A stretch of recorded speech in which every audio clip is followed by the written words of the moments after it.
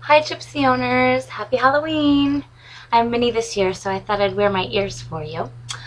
I am going to be talking about creating a shadow when there isn't one as a shadow feature on your Cricut today. And the project that we're going to be using this technique with is a banner.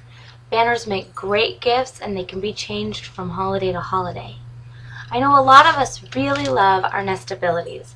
We like them because the shapes are versatile and because they come in a variety of images that increase in size and can easily be used to mat together. When we go to use the same technique with our Cricut cartridge, cut out a shape, and we cut out a larger one in order to mat them, we notice that they don't quite measure up. In a lot of places, the mat is skinnier and then wider. It's not consistent all the way around the shape. We're going to be using our Gypsy by Provocraft today in order to unlink the height and width and to work around some of those issues that we have. I want to warn you that this technique does not work for every shape.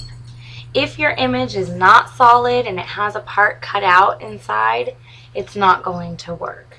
So this is great for the images on Storybook, and it's great for images on Accent Essentials and some of the other basic shape cartridges, but it won't work for all of the images all the time. But in the meantime, since we don't have an automatic shadow feature, it does do the job for some projects. So let's go get started. Okay, before we get started creating shadows today, we need to look at one of the key features that we're going to need to be using.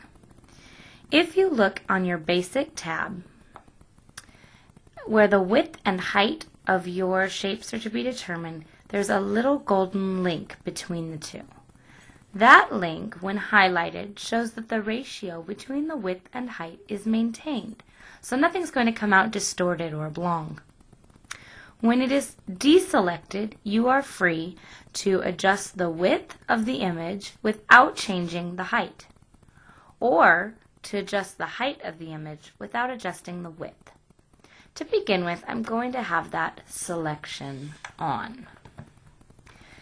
To create the base of my banner, I would really like to have an orange shape in the middle and then a mat of black shadow around it. So I'm going into Storybook and I'm going to select my shape. I've chosen this very cute little top note die, and it is different than the Stampin' Up! Top Note because it has 3 scallops along the edges. It's very cute. This particular shape does have one other feature to it. It, I believe, in the shift category, has it available with 2 dots on either end where you could place some brads, but it doesn't have a shadow. It does have this block out. The blackout here doesn't have those dots available. Still isn't going to make a shadow for me, however. So I'm going to make 2 of the image that I would like to shadow. I go back to my mat, and I'd like to just adjust the size of my images. So without altering the ratio in any way, I'll click on height, and I'm going to change the height to about 2 inches. That makes that a pretty decent size. And now I will zoom in for us.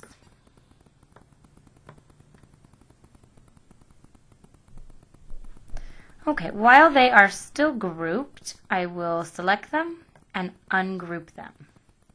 What I'm going to do first is pick one of them and lay it on top of the other. I want them to line up so well that the image appears almost completely yellow. That shows that you have the lines one right on top of the other.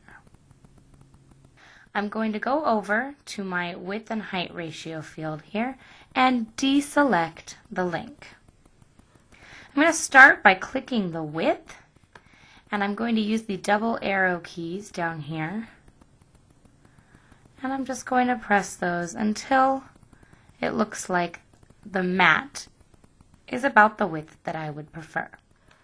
When it is, I will click on height and those double arrow keys and continue until it looks as though the height is as I would prefer. if you look closely, there's some inconsistency still, particularly in the corners where there's a lot of detail.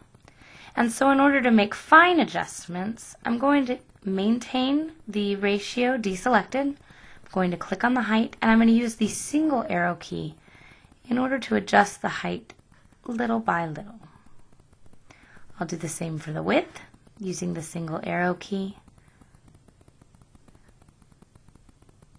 And if you look at that, you can now see that there's an even spacing around the mat all the way around the border. I would like to show you what it would look like if I simply created one of these shapes in one size and the next in a larger size with the ratio link maintained. So here I've selected two of these shapes again. I'll adjust the size height to 2, making them a little easier for us to see. And now I'm going to ungroup them. Select one, place it on top of the other.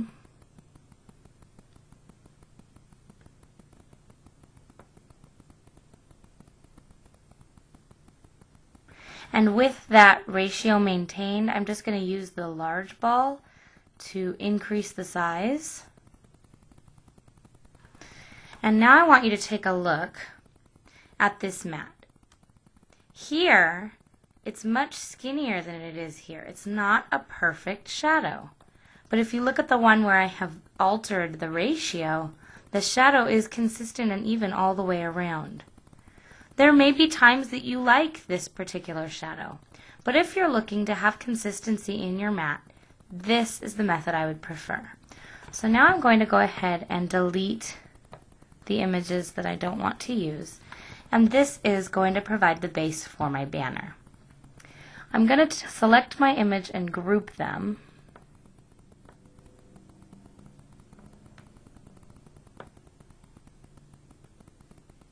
And then I'm going to rotate them 90 degrees.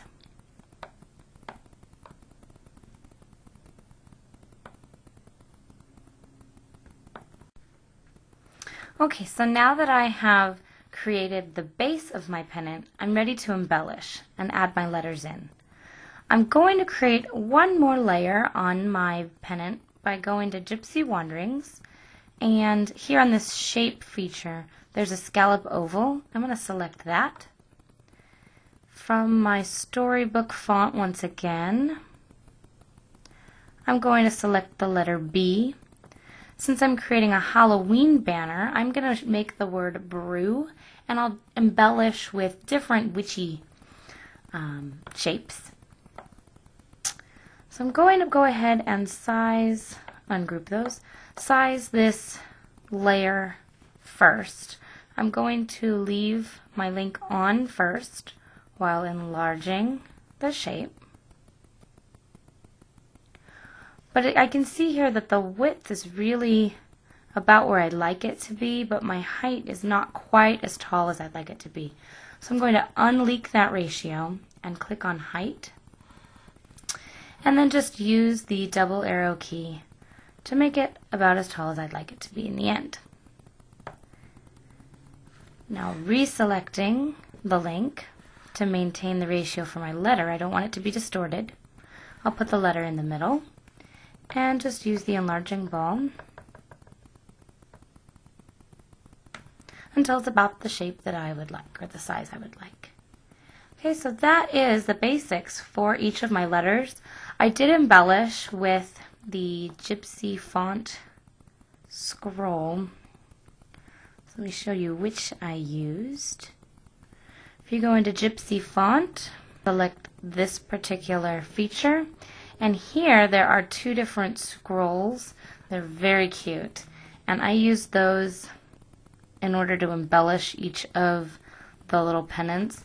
I used them to hang over the edge, and then I just trimmed the excess that was hanging off so that you'd end up with a swirl over here or over there. And it came out really cute.